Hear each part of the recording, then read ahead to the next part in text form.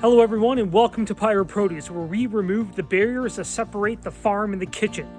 Whether you're a hospitality professional, home cook, gardener, or a farmer, I want you to stick around because this video is for you. What if I told you that I grow a magical plant year-round that one, adds depth of flavor to any savory, sweet, or beverage inside your restaurant, 2, requires minutes a week to maintain, 3, will grow perfectly fine inside next to a window, and 4, takes seconds to harvest? Would you believe me?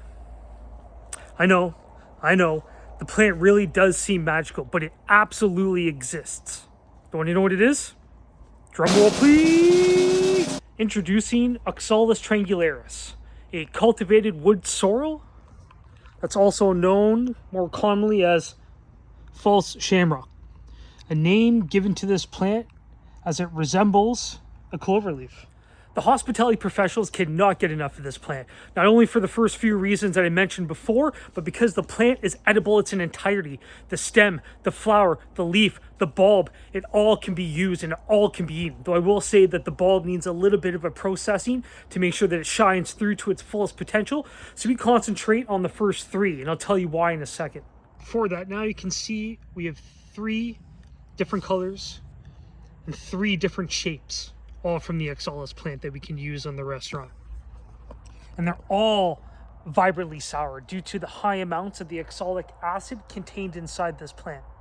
This is why that I feel that this plant here can be on every part of the menu. It can be on savory, can be on dessert, can be in the beverage program, because every time that you look at building a dish, whether it's going to be savory, whether it's going to be pastry, or whether it's going to be a beverage, there's always going to be a balance where you're going to want to have to add some acid. And acid only exists in a few different spots naturally inside of the kitchen.